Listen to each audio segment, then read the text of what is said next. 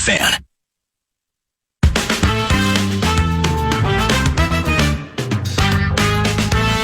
And the 9 to noon radio show rolls on. Happy to be joined by Nebraska Cornhuskers running back Emmett Johnson.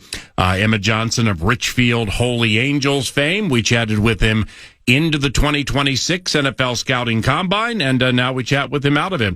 Emmett is in Miami preparing for Nebraska's Pro Day and the NFL Draft, and he joins us now. What's going on down Miami way? You having a good time? Yes, sir, man. It's a blessing. I'm blessed to be here. It's really excited to keep training, and yeah, it's been a blast. What was the combine like for you? Man, that experience was amazing. Just being able to talk to all the different teams, head coaches, GMs, and not only just talk to them, but get to know them as people, and also get to showcase my talent. On that stage, it was really fun to be able to go out there and compete. I did every single test at the combine, and I just wanted to show the type of competitor I was. No matter how fatigued I was out there doing every single test, and also just trying to, showcase my talent and showcase who I am as a person to these coaches. So it was definitely a blessing, man, something that I'm going to remember for the rest of my life. What, if you can remember or even know, but how many teams did you meet with? Did you meet with more than half the league? Yes, sir. I met with a little bit over 20 teams, so I say 23, 24 teams total at the combine. I had 6 formals and then, met informally with a lot of teams. So I'll say, a little bit over 20 teams. What kinds of questions do they ask? Is it all football or do they get into your personal life? What's the approach by most teams? Yes, sir. They talk a lot about personal life. They want to get to know you as a person. I feel like most of them know, what they're getting as a football player off of watching film and things like that, but they want to know what type of player that they're bringing into their program. And I got a lot of good feedback, with that, and also just being able to tell them my life story, and how I had to earn everything that I've gotten. I've been overlooked my whole life, and just explaining to them that, meant a lot for me just because of my path and, what it took for me to get here. So I think them understanding that will help them realize, why I play the way that I play on the football field. Emmett, share with me and us just quickly what that path was like. You've said it before to me off the microphone, on the microphone, but I've never really asked you pointedly like this. But that underdog type path, what was it like for you? Man, it was super tough. I would just say growing up, in the city in Minneapolis, Minnesota, in high school, I was super under-recruited, and I would always go to these football camps. I went to 5 different camps my senior year, and I would always just be trying to get my name out there, man. It's crazy. Right now, if I go on Twitter, I guarantee you there's, hundreds of text messages that I sent to coaches, and I was just sending my film to them, and just trying to get noticed by schools and different things like that. And so that process was tough, man. It's a lot of hard days. A lot of, mental days where things feel really, really hard. And I just have to, overcome that and just show them the type of player that I was, man. So it was a lot of that type of stuff, then getting into college and also having Nebraska be my only Power 5 and then not playing in college, man. It's like my whole life people told me, I wasn't good enough or wasn't able to do this or wasn't able to do that. And I always overcame it because I outworked everybody. And so I feel like my journey is just hard work paying off. Now, that's what's got me to this point. Emmett Johnson, he's going to be drafted in a month and change in the NFL draft, played in Nebraska, and led the Big Ten in rushing. He's on the 9 to noon show. He's a Minnesotan. And speaking of Minnesota, at the Combine, right before I left, that there was a report that one of your earliest meetings at the Combine was with the Minnesota Vikings. So without getting into the particulars, do you feel you knocked that one out of the park? Because I know it's your favorite team. Yeah, man, I definitely felt that one, man. I would say, that was one of them. I got some good feedback, and that was, I think they're, probably one of their best interviews at the whole Combine, based off of what the feedback I've gotten. So, yeah, man, that was a special one, just being able to talk to the coaches. Like I said, I've watched the Vikings growing up. I got a lot of respect for O'Connell, what he's doing, and also on the defensive side of things, B-Flow. And so it's definitely, it's like a full circle moment to be able to be talking to the Minnesota Vikings, man. Like I said, I grew up watching Adrian Peterson play there and, a whole bunch of other players, Percy Harvin. And so, like, being able to talk to them, man, it's a blessing. Like, when I got into that room in front of all the coaches and, things like that, it was definitely something that I'll cherish forever. Like I said, it was a special feeling.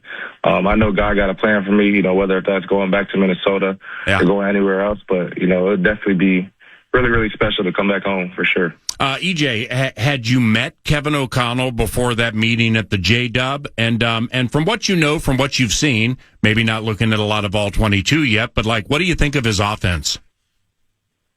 Yeah, man, I haven't met him, like, face-to-face before that. And I went to a couple games and things, and I've seen him, but never really met him face-to-face. But I have a lot of respect, for him and what he does on offense. And I feel like my skill set is something that, he'll definitely love.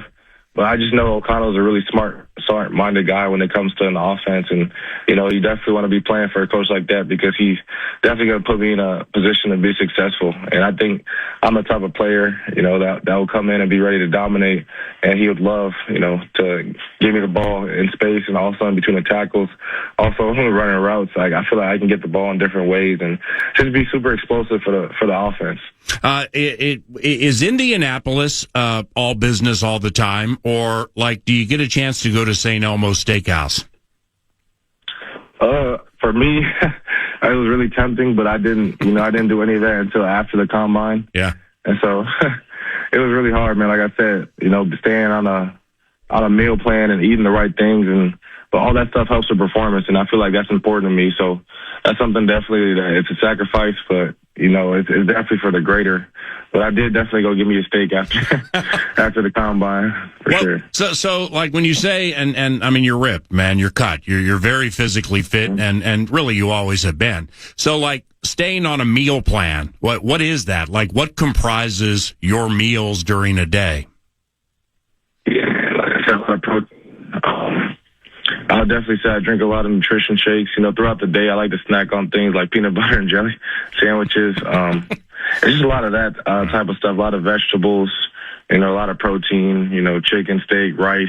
Yeah. Those are things that I'm eating, on a daily. And then just like I said, the protein shakes and then also just the training. I feel like once you have the right nutrition and you try and train super, super hard, you get out what you put into it. I had a coach named Coach Brown in Nebraska, who we talked a lot, throughout my career. And he definitely would tell me, just treat your life like a sponge. Like if you pour, apple juice into a sponge, it's not going to be orange juice that comes out of it. It's going to be apple juice because that's what you put into it. So for me, my mindset was always been, you get out what you put into it. And so for me, I've tried to make the most out of it. And I've definitely seen the improvements in my body while getting faster. I still, was able to get stronger and, gain more weight too as well. So it's a hard balance, but that's definitely something I take serious. Well, if peanut butter and jelly is your snack of choice, I can't speak for Lincoln, and I can't speak for the other 31 NFL teams, but I can tell you right now, this guy, me, I mean, I'll gain 5 pounds during the football season because they have so many Uncrustables around the Vikings facility. Do you like Uncrustables?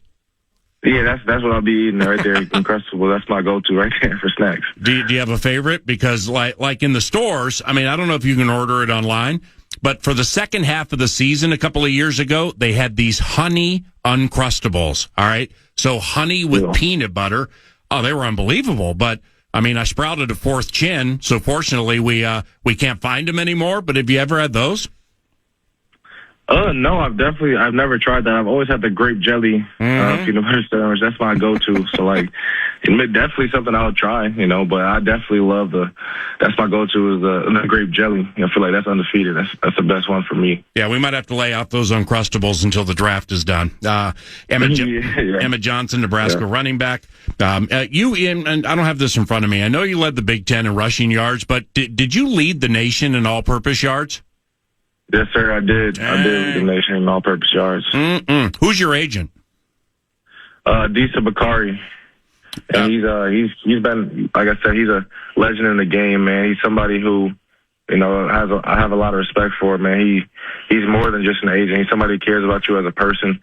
It's bigger than just football, and he's had a good history of, great running backs. And so I'm definitely in good hands with him. And like I said, man, it just makes my job easy to go out there and dominate and be myself. So what's your role? What's the agent's role in the equation for you, representing you this time of the year up to the draft? Like, what does an agent do? Yes, sir. So the agent's, constantly in contact with, NFL teams, NFL scouts and coaches, and also not just that, but every aspect of my life, when it comes to things like, endorsement deals or people are reaching out to me, those type of conversations that it would take a lot of time out of my day was what he does. And so he talks to, different teams about me, gets feedback on things. Let's say a team wants to see me do something or work on something. He'll probably get that back to me. And then also the positives from like the interviews I've done, he's been able to tell me things like that. And then also just like set up, different meetings and have a set schedule with me. Like right now, I'm currently meeting with a lot of different teams. And so just like having the right timeline on, what day am I meeting with this team, what time I'm meeting at this team, and just being structured with it all. I feel like he's somebody who I can call on, throughout the ups and the downs. Boy, that's fantastic. And, that's something that a lot of people don't know is that you'll have those meetings at the JW Marriott in Indianapolis. You'll do the drills. You got your pro day coming up and then the draft. But in between, that there are a fair amount of meetings and even some second and third meetings with teams that really nobody knows about, right? Yeah, there's a lot of meetings. There's a lot of meetings that, like I said, at the combine, man, you couldn't really walk somewhere without seeing a coach or a scout. So right. It was definitely like, a lot of opportunities to connect with people and, any chance that a scout or coach gets to get information or get to know you more, they definitely take that approach. So. Now, you, your brother CJ and me were going to go to a Wolves Orlando game recently, and it didn't work out. So, I mean, it's, as a Timberwolves fan, and I know you're a fan too, probably best we didn't go that Saturday. They lost by nearly 30 to Orlando. But I didn't know that you knew Orlando Magic guard Jalen Suggs. How well do you know him, and how did you guys meet? Yes, sir, man. Jalen, a great friend of mine. I got a lot of respect for him. I feel like just growing up in the city, and both being, top in the state, top players, I feel like we've always connected. I've took time to talk to Jalen, man. He's a well-spoken guy. He's somebody who understands, the game well and life well as well. And so he's somebody who, I've learned a little bit of things from. We've been in contact. I've been supporting him. He's been supporting me. And so, it was exciting to see him. Obviously, it was tough Minnesota loss, but it was good to see him out there playing. He's dealt with some things in the past like injuries. So just to see him overcome that, that meant a lot. But I also like watching Minnesota. I like watching Ant, man. It's like my favorite player. So it's definitely fun to watch. I feel like we're going to, we'll make a playoff run. Definitely, I feel like we'll win it this year for sure. Okay, now wait a second. You're in Miami. We both love the NBA. Bam Adebayo went for 83 points last night in South Beach. Did you see any of it? Yeah, I definitely did, and it was crazy because I went to the game the other day when they played against the Pistons, and so it was just like the game that I didn't go to. This man dropped 83. It would have been crazy to witness in person, but I think, they play the Lakers tomorrow night, too, so I'm thinking about going to that one. But if not, man, I'll definitely want to catch a playoff game or something in Minnesota. If we get some time, that'll be the game we could definitely go watch. Oh, that's 100%. I'll take care of that. When you were at the Combine, did you happen to meet a man named Bucky Brooks with NFL Network? And I ask because Bucky ranked you as the second best running back out of all of them after the Combine, which I think is pretty cool. And I know you're super competitive, man, and you're like, okay, well, that's cool, but I'm the best running back coming into the draft. But nevertheless, at NFL.com, man, when you're second behind a guy who might go in the top 10, top 15, that's pretty cool. Yes, sir, man. I wasn't able to meet him physically, but I definitely did see that. And like I said, it's cool to y'all, but, in my eyes, I'm top two and I'm not two. And I got respect for other players and stuff like that, so I'm not really going to get into that. But, yeah, man, it's a blessing just to see my name on there. Like I said, I've overcame a lot of things. I don't think I was ranked, outside the top 20 running backs coming into the college football season. I don't think I was ranked top 10 in the Big Ten. So, like I said, I've just been proving people, wrong my whole life. And that's just another part of my chapter. Like, when I get to the NFL, you guys will see, man, I'm not just trying to be another player there. I'm trying to be the best to ever play the game. Like, I'm trying to dominate. And so the competitive standpoint, like, it's something that's instilled in me, and I'm never going to lose that my whole life. So I'm definitely ready to dominate this NFL. Whatever team gets me, I promise you guys won't regret it. Who's this Mike Washington Jr. from Arkansas? And the reason I ask is he ran a 4.340, and that was best of all the running backs. What do we need to know about Mike Washington Jr.? Who's he? Yes, sir. He had a great combine, man. For his size, definitely too, man. He was really explosive out there and things like that. You know, I've watched some of his film and things like that. He's a solid player, man. He played really well this year at Arkansas. You know, I got a lot of respect for when guys they play well, and so yeah, he's somebody I got to meet. You know, over the whole week. You know, he's a solid person, a good person to talk to. So yeah, I'm really excited for him too, and you know, hope he has success in his future. Well, you Emmett Johnson, 9 to noon, just a few to close here. Yeah, and you know this is super key, man. And it's good to know that you naturally and authentically are good at it. And what I'm talking about is this group of running backs at the combine, okay, collectively ran the fastest 40s since 2003. So, I mean, we got a lot of speed merchants coming into the National Football League. But myself and others would ask, okay, well, that's great. They're fast. God bless them with natural speed. But can they catch? And can they protect? And can they learn the playbook? And that comes naturally to you, man. You work hard at it, but it's always come naturally to you. How key is that, man? Yeah, man, that's extremely, like I said, that's extremely important. And for me, definitely, like I said, you know, some teams have me clocked at a 4.4. I know the TV time is a little off, but definitely for me, that's extremely important. You know, understanding the game of football is huge. But at the end of the day, man, we're at the combine, we're doing all these different tests. But at the end of the day, we got to play football, man. And that's what I excel at, you know, at the highest level. And so for me, man, it was just going through this process was just fun to be able to go out there and you know, show my ability, you know, being able to jump, you know, being able to run routes. And, you know, I even stayed after and ran routes. Me, Love, and Price ran some routes after just the drills out there, which, you know, was a blessing to be able to have NFL teams recognize that and know that, you know, I can run routes out the backfield and also in the slot. And so that was an opportunity for me to showcase that. And I definitely say, like I said, versatility is my biggest strength. And I definitely feel like, you know, when it comes to doing both, I'm you know, back in this draft that an NFL team won't regret picking up, because I've been able to affect the games in different ways, and not just running the ball, but also catching the ball, man. Like I said, you're going to see my receiving ability in the NFL. And like I said, I'm going to work really hard to excel at it, and I will excel at it just because of my mentality, and I know and understand football at a high level, and I'm able to learn playbooks really, really fast. You ran a 4.540. What do you think of that? And I don't know, man, maybe the stopwatch was broken or something, right? Yes, sir, man. I actually, you know, PR'd, you know, I'm testing that where I'm at now. I ran a 4.4, you know, my pre-test and things like that. So I actually did better at the combine. So, yeah, the time was a little off. Obviously, I'm not somebody who complains about that. But I'm definitely just going to run at pro day again and just, you know, run a really, really good time just to show the world. You know, like I said, I want to compete. Probably don't really have to run again, but I'm a competitor, and I know how fast I am and my ability, and so I'm going to have no weakness going into this draft, and so I want to give, you know, teams a great reason to pick up the best running back in this draft. All right, roll with me on this one. Other notable players in the history of the combine to run 40s that were similar to yours. All right, they include Marshawn Lynch, Leonard Fournette, and Bucky Irving.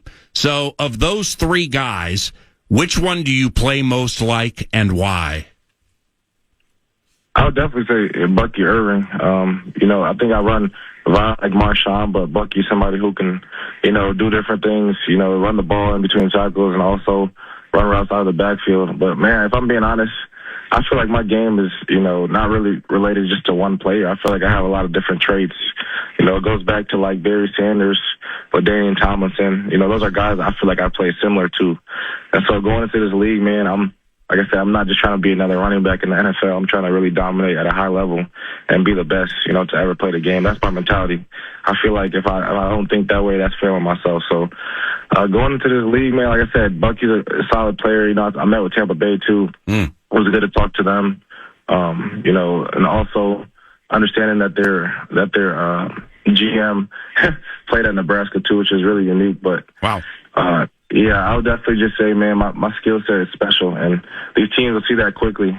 So don't sleep, don't sleep on me, because, like I said, if you pass on me, man, you're gonna regret it. Well, you just ain't giving an inch. All right. Now, in fairness, Emmett did run, and those inside the game of the NFL, I've heard this for multiple decades. With the combine drills, you got 3-cone.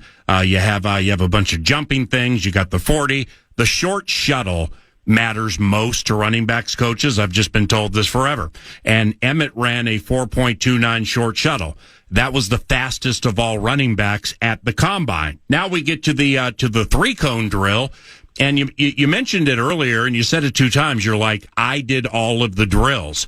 What do you have any idea why you were the only running back to do the 3-cone?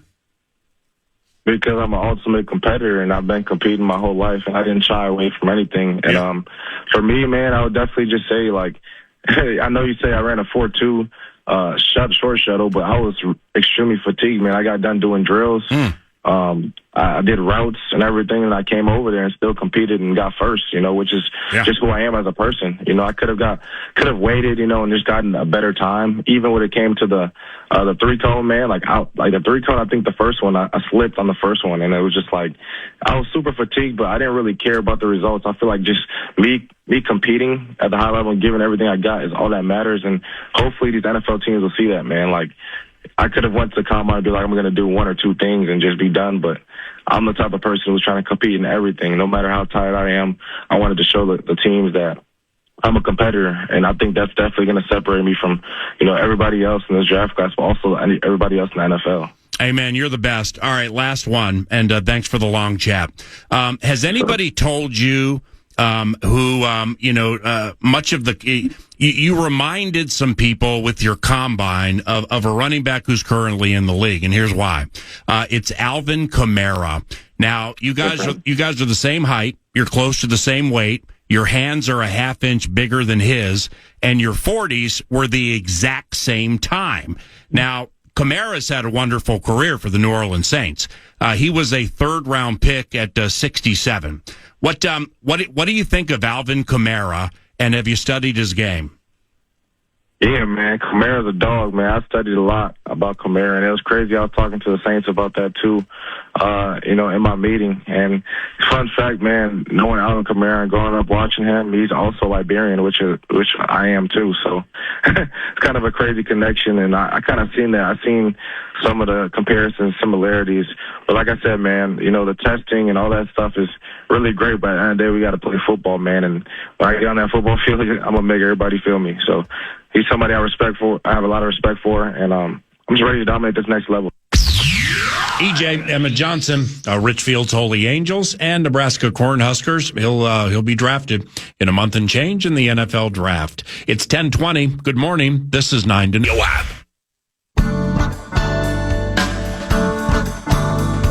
Get ready for a night of pure classic rock. The Guess Who with special guest Don Felder.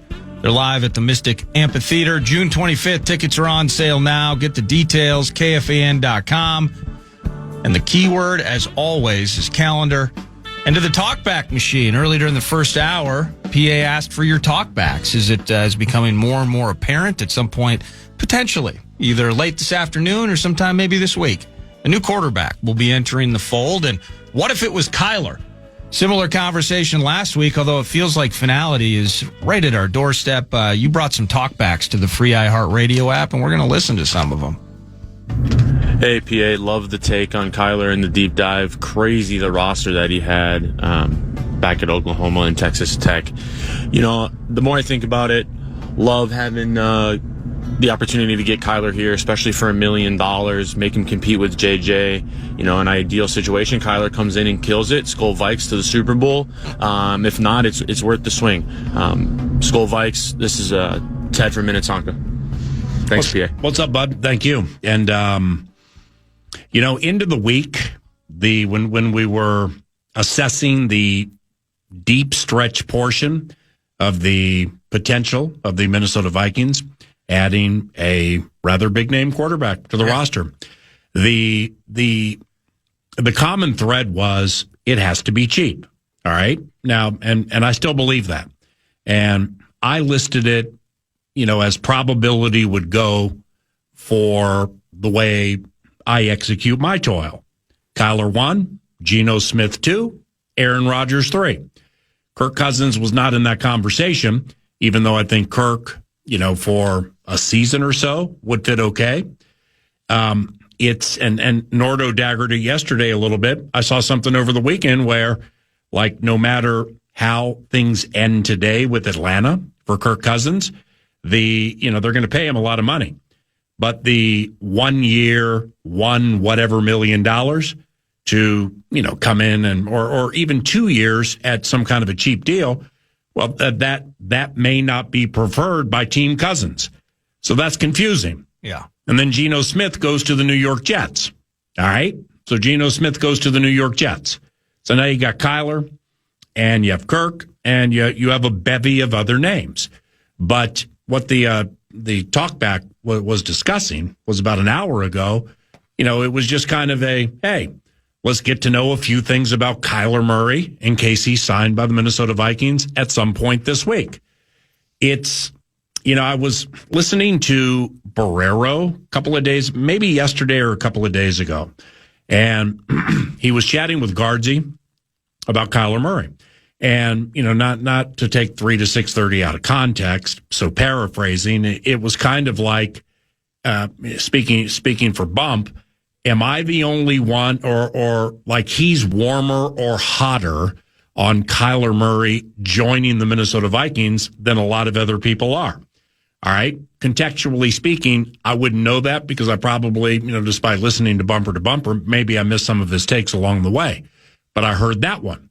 Now, speaking for 9 to noon, specifically me, and Nordo can formulate whatever opinion he wants. I'm not cold on Kyler Murray becoming the quarterback for the Minnesota Vikings.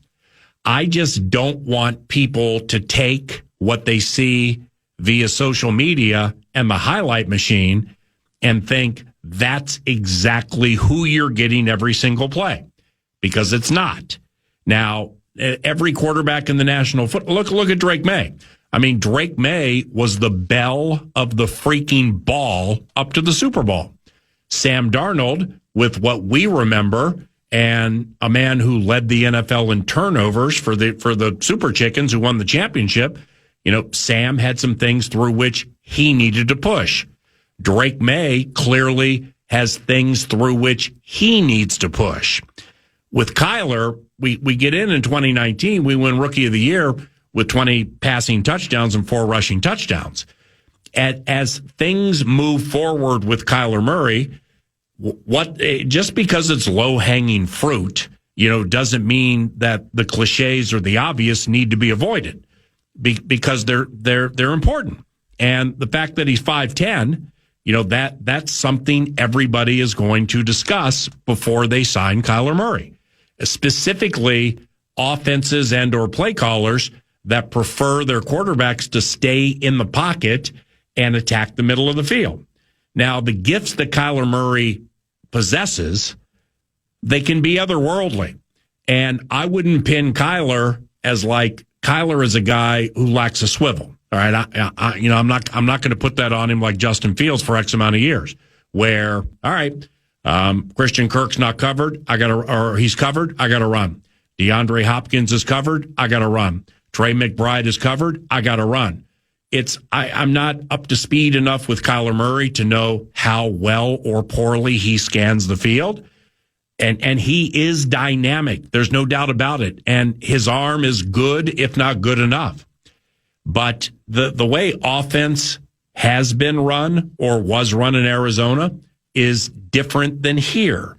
But that doesn't mean things can't change here if indeed he is the quarterback. There are a lot of things you can do, like if you want to go dreamscaping, if you want to go speed-related dreamscaping, if you close on Kyler Murray and then you find your way, and I'm an Emmett Johnson guy clearly, and he's fast, with respect to my friend, Jeremiah Love he might be otherworldly. He might be one of those backs. I ain't going to put him on Bijan Robinson, but he might be one of those high enders like that. And he's fast. He's very fast. And he's elusive.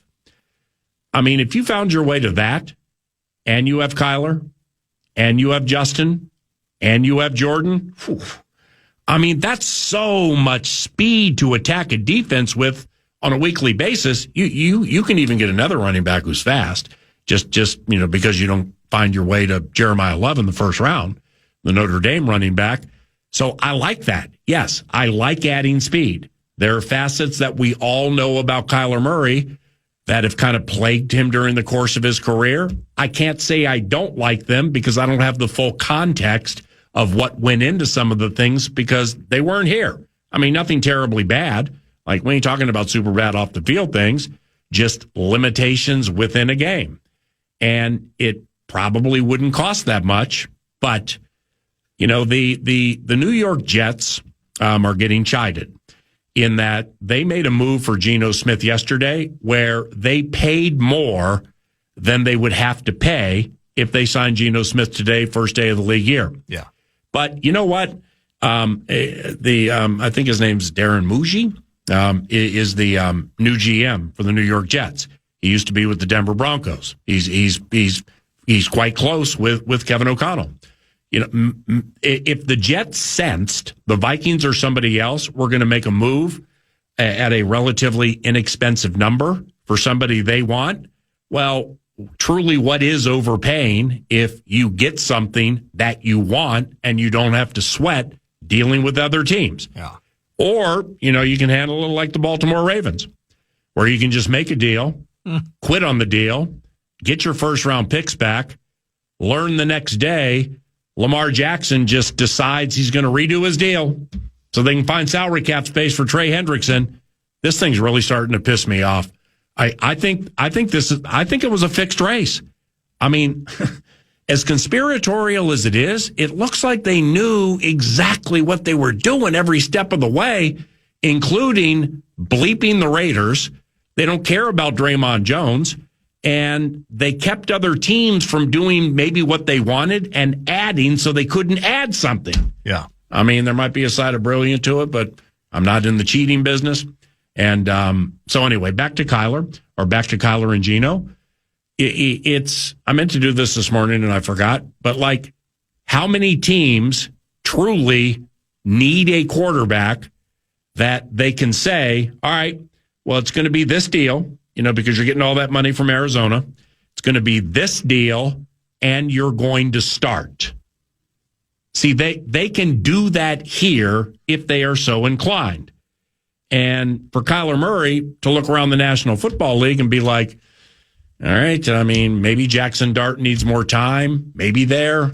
Yeah. Yeah, I mean, Penix and, do they want a right-handed quarterback? Anybody want a right-handed quarterback who can run? Consider me. So yeah, I'm just looking at the teams right now. Dolphins just signed Malik Willis, $45 million guaranteed. So they're going to start Malik Willis. Yes, sir. You go to the AFC North, it's Lamar, Burrow. I mean, I'm just blanking on the Browns situation. Kyler ain't going to Cleveland. Probably not. So, I mean, I don't think he would. Steelers is an option, depending upon, the thumb twiddling of an Aaron Rodgers. Yeah. You got C.J. Stroud. Mm-hmm. The Achilles situation with the Colts, they could find something while Daniel Jones recovers. But didn't they do the franchise with him? I think they're working on a 2-year extension for him. Okay. As part of that, and that's imminent. Okay. So he's going to be in the mix, and then for 1.3, you can bring in Kyler for a year. Hey, show out with Alec Pierce, and then get paid in free agency. Yeah, but you know what? Daniel Jones, under the cover of darkness, left here because he didn't want to deal with that. Yeah. So in other words, it's broken toy terrorism. We'll get you out of the Big Apple, the concrete jungle, put you on the practice squad. No interviews. Just go out there and be a football player. Yeah, reset everything. Reset. Thank you. Get your mind right. And I don't have confirmation on this, but I fully believe that the Minnesota Vikings felt Daniel Jones would be on their roster the next year. Well, DJ has the right to look at it and say, you're kind of all in on that kid. Right. So I want to play too, man. Yeah. So he left. Well, now I know it's an Achilles, but it's not going to be the full season next year. Probably not. No. So if you're Daniel Jones and you sense Kyler Murray may be coming into the fold, why would you want to play there? Well, I mean, it's still Could be the same thing. You'd have to have a conversation with him. Mm-hmm. I don't think if the Colts were really if they're worried about you watch whether it was Rodgers, his recovery from the ACL that second year in with the Jets was problematic. The struggles that Kirk Cousins had returning from his Achilles really wasn't right until a year and a half or so later. But the Colts, the Colts, if you're about to do the 2-year extension. Maybe part of that saying, hey, Kyler could be an option there. I got to think about how to win games. I just spent a bunch of money on the pass catcher. I don't know. But to that end. That's a great point. They spent that money on the speed and potentially add speed. Yeah. So that is a potential spot that I kind of overlooked. And they got Jonathan Taylor, too. Jonathan Taylor, offensive line's okay. Yeah. It's indoors. You play indoors. Ooh, okay. Bass surface. I think St. Elmo's. There's St. Elmo's is awesome. And that little prohibition, little speakeasy up top. Yeah, you and the Jester heading 15 minutes outside of town. I mean, this nothing but good times. That old thing sounds good enough to eat. The Jets made the move because the new GM's probably sitting there going, okay, so on Wednesday, the rat race will begin. Yep. And I'm the Jets. Yep. And I mean, there's got to be some self-awareness there in terms of what Minnesota might have to offer. Now, Atlanta was in the mix, but then they signed, it's all Southpaws all the time down in the ATL. But they have to look at this like, I don't want to get stuck with my pockets turned out here. Yep. If Geno finds a spot and it is the 1.3 bid and Kyler, there's a lot of league-wide assumption he's going to be here. So, you mentioned I had kind of written off Kyler. I mean, that's kind of just how I looked at it. The times that I've seen him, the athleticism and the playmaking and all of that is apparent. And I had asked you off air because there was a talkback and I was reading the transcript and he was talking about that maybe this is the most raw, talented QB we've had since Dante. And think about the dual threat ability of Culpepper back in the day. All of that's accurate. Like, no, I would never question.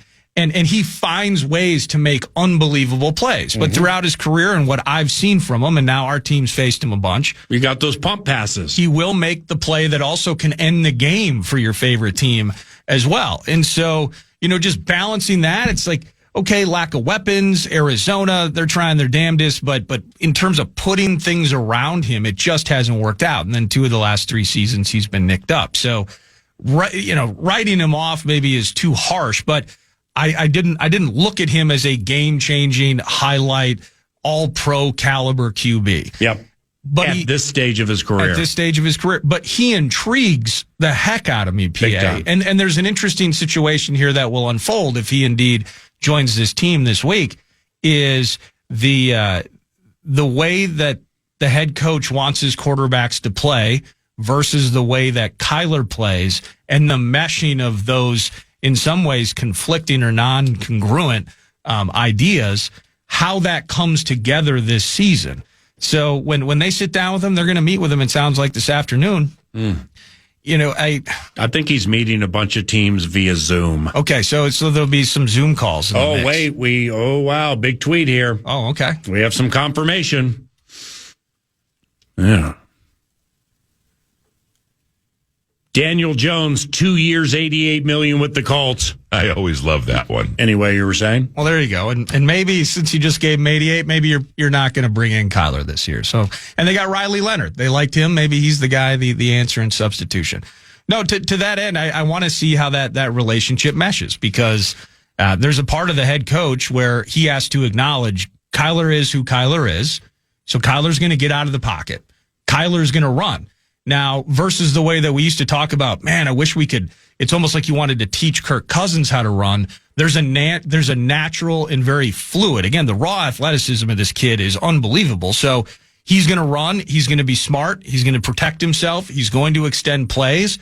He's going to find Jordan Addison on some 5 or 7 step drop, deeper, longer developing play. But he's going to find him because he had to run near the sideline to do it and throw off platform. There's going to be those moments. I'm just curious how the meshing of what the coach wants and how the player just instinctively acts on a football field, how those two come together. And then how that conversation is around a competition. Because as much as I want J.J. McCarthy to succeed, we spent the 10th overall pick on him. Mm-hmm. At this rate, from my standpoint, it's not a competition. Kyler would win that race, and Kyler will be starting week 1, 2026 for the Purple. Is what do you think of this? Is wide receiver Christian Kirk still available? I could look. I can absolutely I look. think he is. Yeah. Well, that's Kyler Murray's best friend. Okay, from back to when they played together at Texas A&M, and Josh Reynolds was a wide receiver there. Kyler was young in the bit. Then they played together in Arizona. Christian got paid by Jacksonville and left. Yeah. All right. So I don't know how much game Christian Kirk has left, but I mean Christian's fast. So I wonder, because the with Naylor going to the Raiders, of course you got the draft and you got Ty Felton. But, there potentially could be a way if Kyler Murray indeed, as a report indicated yesterday. And Christian Kirk's available, yeah. And I wonder what he would require financially. But and I think the Vikings just reworked Byron Murphy Jr.'s deal. I saw that tweet within the last hour. So they have even more money now for things like this. Well, Kirk made, this must have been the back end of his Jaguars deal. Because he made $16 million last year. Mm-hmm. Christian Kirk did. I don't think. I wonder if you can tell Kyler, here, Kyler, here, kitty, and we're going to bring Christian Kirk in to join you. Ooh. I mean that kind of stuff gets things over the hump. Does it need to get over the hump? I don't know, but it wouldn't hurt. And we need a third receiver. Christian Kirk should be better than Jalen Naylor, or certainly as good. But maybe, they're best buddies, and I hope they're hanging out all the time. Hey, get a big house and move in and be roommates and have a super cool bachelor pad. Mm-hmm. But it just. Okay, so we talked about the Colts. I'm struggling for other teams right now. The Raiders might be in the conversation because, hey, we're going to draft Fernando Mendoza, but, that thing might not be perfect right away, certainly. Right. I'm trying to think of all the options he has. I have a wild card. He's apparently as a kid, he's a Vikings fan. I don't know if we'd need Christian Kirk. If you brought him in here and you said, hey, you're going to start, this is a great platform. Hey, yeah. Hey, Justin Jefferson just happens to be hanging out here at the facility. What's up? I just wonder if you can do better as a third receiver, really third and a half because of Hawkinson or whatever back they get in the draft who can catch. Yeah, I just wonder if you can do better for that position and financially speaking than Christian Kirk. Well, now I've kind of talked myself into it. Yeah, you're kind of in love with Christian Kirk now. He's a good player when healthy. Here's a wild card. Don't forget about Juwan, though. Who? Oh, Juwan Jennings. Yeah, Juwan Jennings. Yeah, what's up with Juwan Jennings? Why are you giving up on Juwan? I'm not. But how come nobody signed him yet? Crazy. He probably, maybe the dollar amount. Yeah, it was more than I thought it would be. Here's the wild card before we pause. And no steam on this. Haven't seen it anywhere online. And I adore the guy. All right? I adore the quarterback of the Houston Texans. When did the Texans get tired of C.J. Stroud? Because do they? They got that defense. They put some things together where they're close, but they're getting in certain situations where the former rookie of the year is holding them back. So, speedy surface, very fast, glitzy team, good receiver with Nico Collins. Running back game's decent. Offensive line's decent. I think that's the thing, though. I think their running back situation's been awful. Like, Mixon didn't play a game. Like, that's shrouded in obscurity in terms of his health. Yeah. They dusted off Nick Chubb post-injury, and he had his moments. Damian Pierce, Charch's favorite player in the NFL, has mostly been a huge letdown after an early burst. Well, Kyler runs. But the other thing... Quarterback and running back. The other thing, too, and I'm not trying to... But they signed Ed Ingram to the 3-37. And I just remember throughout the year, just reading random bits, that there were conversations about O-line issues that related to maybe some of the struggles that C.J. Stroud had. Now, the team, again, just put 3 years and nearly $40 million in Ed Ingram's pocket. So this isn't necessarily about dragging him. Yeah. But I wonder if inefficient or inconsistent run game combined with an O-line in total that presents its issues, maybe that's, it's everyone's in the excuse game. Any way that you can kind of take the shade or full culpability off yourself. There's some natural and inherited inclination to do that. So maybe they can look at C.J. Stroud and then go, yeah, but as it relates to the O-line, the run game, too many yeah buts for me. I'm with you, but Nico Collins isn't healthy. Tank Dell has just had two of the most gruesome injuries maybe in the history of the league. Yeah. Diggs tore his ACL his final year with him. Well, they need a quarterback who can run. Then they need a quarterback who can run for his life. I'm just throwing a wild card out there trying to get below the surface. No, I dig it. I would say, so Stroud, I wonder what that would cost. And then Kyler, the creator, down in H-Town. If you tell C.J. Stroud he's not starting, he can't be mad. I mean, with all due respect, Davis freaking Mills came into the mix and outplayed him. Yeah. So it's we're spitballing right now. Davis Mills, though. It's a big day. 10:48. Scott Zolak, the loquacious and at times bombastic analyst for the Patriots Radio Network. He joins about 10, 15 minutes from now. News du Nord is next.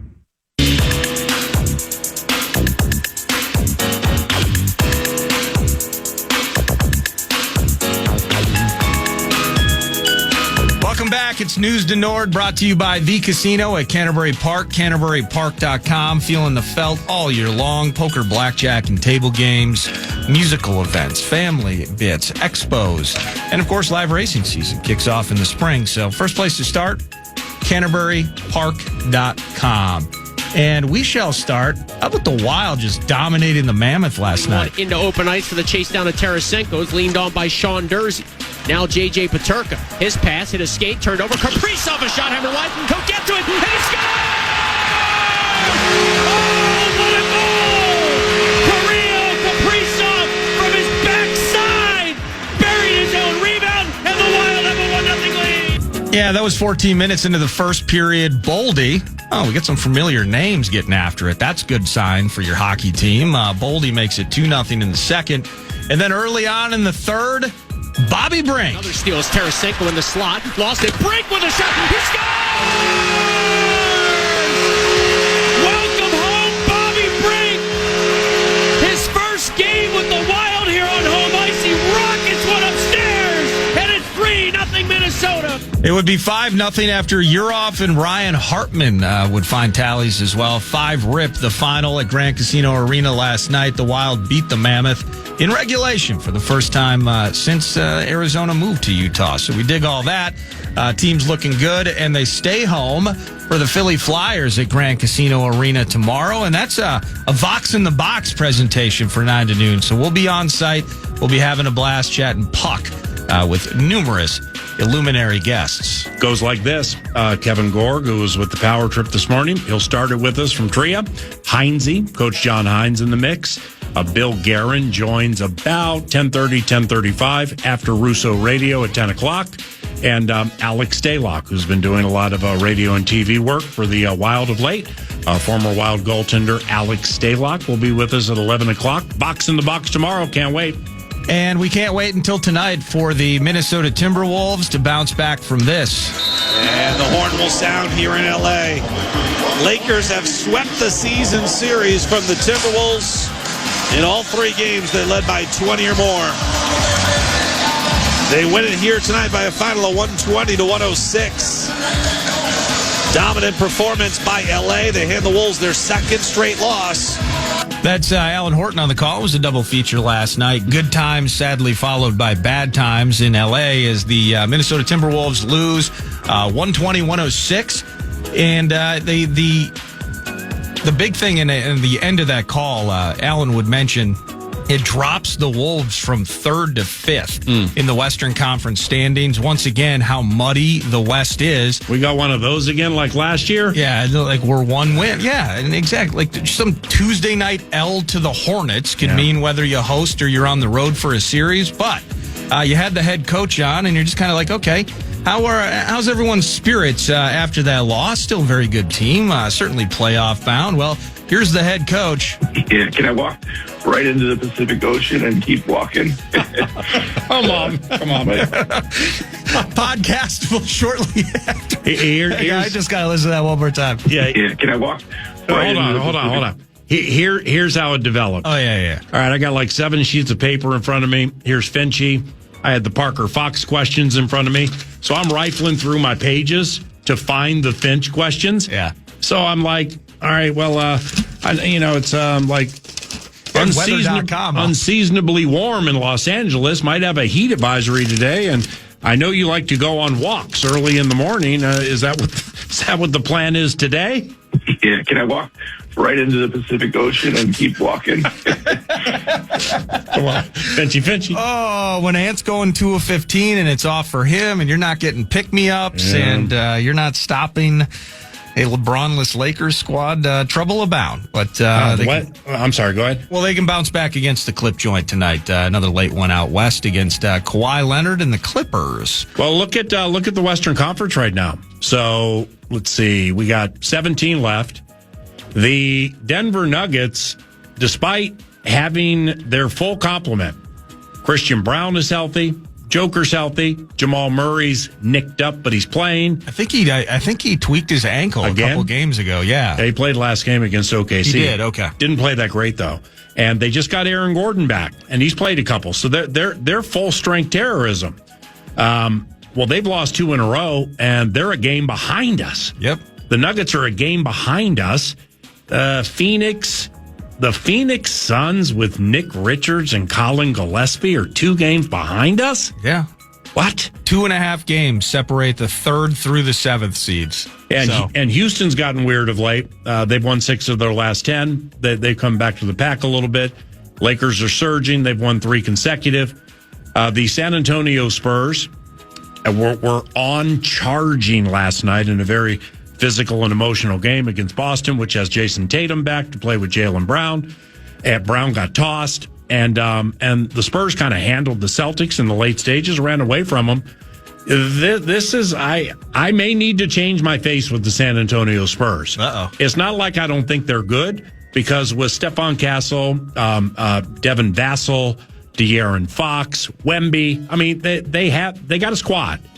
But I just think OKC's jacking around right now. And I think when OKC puts the pedal to the metal and they get Hartenstein healthy, they are still absolutely the best overall team in the NBA. And they got to get Caruso healthy, too. He's very important. But these Spurs, man, these Spurs are good. But you ain't lying about these standings right now. I mean, the play, so we're 8 clear of the play-in. All right, so, no, we're 2 clear of the play-in. What's the play-in? 7 to 10. Yeah. Damn, man. No, we gotta win tonight. The Clippers, who were horrible a majority of the season, they get to 500 for the first time since like November. They've won 2 in a row. They got their point differential in the plus for the first time since November, and they got Kawhi. And then you got Golden State without Steph on Friday, and then you got Shea on Sunday. Wow, tonight's low-key a big one. Tonight's a big one indeed. We'll wrap up News du Nord, just a couple of tidbits. Tavier Thomas returning to the Vikings on a 2-year deal. And sadly, Johnny Munt will not be returning to the Minnesota Vikings. Johnny Munt signed a 1-year deal with the Eagles. He's joining Philly. Not the Bears? No, not the Bears. So it's not Ben taking your best third tight end in the history of the NFL to mesh with Khalif Raymond, who used to play for beloved Ben's former team, the Detroit Lions. Undoubtedly he tried. Right. That's News du Nord, brought to you by The Casino at Canterbury Park, and a fun segment around the corner, right, PA? It's the analyst for the Patriots Radio Network, Scott Zolak. You hear his drops 9 to noon. Big boy's back. What are you looking at, Beetle? Brady's back. That's your quarterback. High fives for everybody. High fives for everybody. Nordo made a big play yesterday. Got in touch with Scott Zolak, and Zolak said, sure, we'll come on the radio show. So we recorded it this morning because he has his radio show in Boston for something called the Sports Hub. And yeah, it was an entertaining, energetic conversation with Scott Zolak, who joins 9 to noon next on KFAN.